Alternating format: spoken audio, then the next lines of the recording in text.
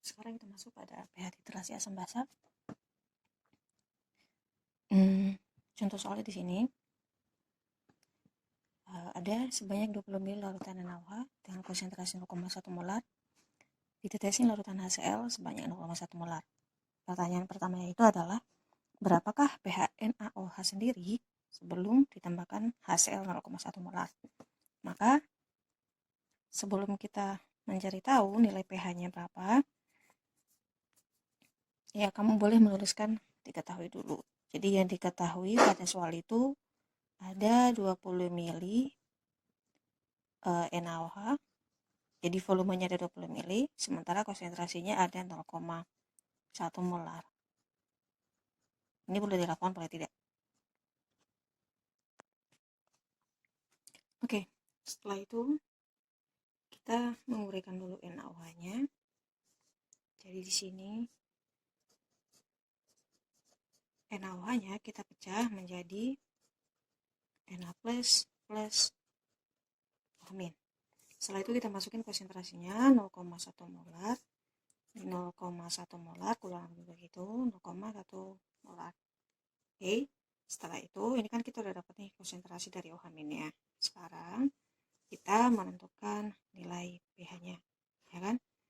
Berarti nilai konsentrasi OH- sama dengan 0,1 molar. Kalau misalnya kita kalikan sama koefisiennya di sini ada 1, berarti ini 0,1 kali 1. Oke, ini sama dengan 0,1 molar. Oke. Jadi ini ya, ini kan koefisiennya 1, makanya di sini ini kita kali 1. Oke, kurang lebih gitu. Terus, maka nilai pOH sama dengan nilai dari konsentrasi OH-. Maka ini sama dengan nilai dari 10 pangkat minus 1. Oke, maka ini sama dengan 1, maka nilai pH-nya sama dengan 14 minus pH. Berarti ini otomatis 14 dikurang 1 sama dengan 13. Jadi pH dari NaOH awal sebelum ditambahkan HCl itu adalah 13. Kita nggak bakal bisa jauh-jauh dari pH ya, karena kelas 11 ini kita akan tetap belajar tentang larutan dan pH-nya ya. Jadi dasar itu harus dimulai dari bab 5 kemarin. Oke, kurang lebih seperti itu. Untuk nomor contoh soal bagian A, jawabannya seperti ini. Pada umumnya pengejaran itu yang kita tahu ya, N1 sama dengan 2, atau ini sama dengan M1 kali V1 sama dengan 2 kali V2. Sementara pada titrasi ya, pengenceran itu M1 kali V1 kali koefisien dari OH- misalnya sama dengan M1 kali V1 kali koefisien dari H+. Ya, boleh seperti ini. Oke. Maka ini sama aja.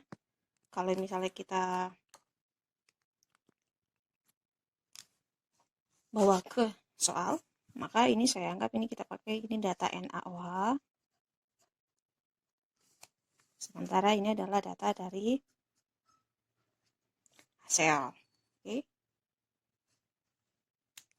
Maka ini menjadi M1 itu adalah konsentrasi NaOH ada sebesar 0,1 ya. Volumenya sebesar 20 ml, koefisien OH-nya sama dengan 1. Ini kita bisa dapat dari penguraian NaOH. M1-nya itu adalah 0,1, M1 dari HCl, sorry. V2, sorry ini V2, M2, V2. V2-nya itu kita masih cari tahu V2 koefisien dari H+ itu adalah 1 ya. Maka ini kalau kita kali ini menjadi 2 milimol ya kan, per 0,1 molar sama dengan nilai V2, ya kan? V2 kali, udah dikali 1 ya. Kemudian setelah itu ini 2 dibagi 0,1 berarti ini sama dengan 20 mili nilai V2. Oke. Jadi nilai V2-nya sama dengan 20 mili atau volume dari HCl sama dengan 20 mili. Kalau kita lihat lagi soalnya, maka di sini volume dari HCl sama dengan volume dari NaOH, ya kan? Karena volumenya mereka sama, ini nanti kalau kalian lihat di soal ya, karena volumenya sama, sebenarnya ini bisa kita gunakan untuk menjawab nomor atau pertanyaan bagian C, di mana dia menanyakan berapakah pH titik ekuivalen. Maka pH titik ekuivalen itu sebenarnya sudah jelas sama dengan 7. Karena konsentrasi mereka sama, volume mereka juga sama. Otomatis pH mereka nanti sama-sama netral. Ditambah lagi, HCl itu berasal dari asam kuat, sementara NaOH itu berasal dari basa kuat. Ya, seperti yang udah kita pelajari bahwa ketika kuat sama kuat bereaksi, akan menghasilkan senyawa dengan pH sama dengan 7. Oke. Untuk pertanyaan bagian C, berapakah pH pada titik ekuivalen? Seperti yang udah saya katakan di bagian B tadi, bahwa volume dari HCl dan volume NaOH itu sama. Konsentrasi mereka sama. Kemudian satunya dari basa kuat, satunya lagi dari asam kuat. Otomatis pH yang dihasilkan atau pH pada titik ekuivalen itu sama dengan 7. Jadi pH pada titik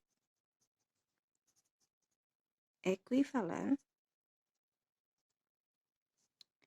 sama dengan 7, ya. Alasannya itu karena nilai volume mereka, volume NaOH dan HCl itu adalah sama. Kemudian molaritas mereka juga, molar NaOH dan HCl itu sama. Oke, kemudian selain dari nilai molarnya, NaOH itu diambil dari basa kuat, sementara HCl itu dari asam kuat, ya. Terus ya, selain dari sini kita tambahkan lagi mol dari NaOH dan HCl itu adalah sama. Kalau penasaran hal ini boleh kita buktikan. N itu kan sama dengan M kali V.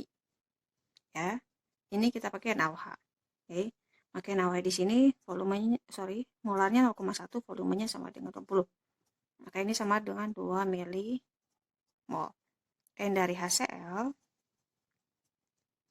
ya, berarti ini N sama dengan M kali V, 0,1 kali 20 sama dengan 2 milimol. Ya. Karena mol ini sama, kemudian didukung dengan alasan lainnya, maka pH pada titik ekuivalen itu adalah sama dengan 7, atau reaksi ini menghasilkan senyawa netral. Oke, untuk bagian D, jawabannya gambarnya kurang lebih begini. Dikarenakan ini adalah titrasi asam basa, dimana yang di dalam Erlenmeyer itu atau yang di bawah itu, yang di dalam Erlenmeyer adalah basanya, sementara yang di buret atau kalau misalnya gambarnya kurang lebih seperti ini ada buretnya, di sini ada Erlenmeyernya. Misalnya di sini ada Erlenmeyer, ya kurang lebih gambarnya beginilah ya, Erlenmeyer. Maka anggap yang di dalam zat ini, ya, yang di sini ini adalah basanya, sementara yang di sini ini adalah HCl-nya. Oke, jadi kurang lebih seperti itu. Ya, maka ini digambarkan, ini kurang lebih ini adalah basanya, yang di sini adalah basa, sementara yang di sini adalah asamnya. Oke, Jadi ya kurang lebih seperti inilah gambarnya. pH titik ekivalennya sama dengan 7. Anggap di sini, misalnya di sini ada 7. Kenapa dianggap 7? Karena ya seperti yang dijelaskan di bagian C tadi, dimana mol mereka sama, volume mereka sama, konsentrasi mereka juga sama, maka pasti akan menghasilkan pH 7. TE ini kepanjangan dari titik ekivalen ya, kurang lebih seperti itu. Oke, untuk bagian E jawabannya gini. Jadi indikator asal basa itu sebenarnya ini yang sifatnya cairan. Jadi di sini kita bisa menggunakan bromtimol biru, bisa gunakan metil merah. Dan kemarin itu karena nggak ada di lab, pas praktikum kita menggunakan phenolphthalein atau biasa disingkat dengan PP. Jadi kurang lebih seperti ini.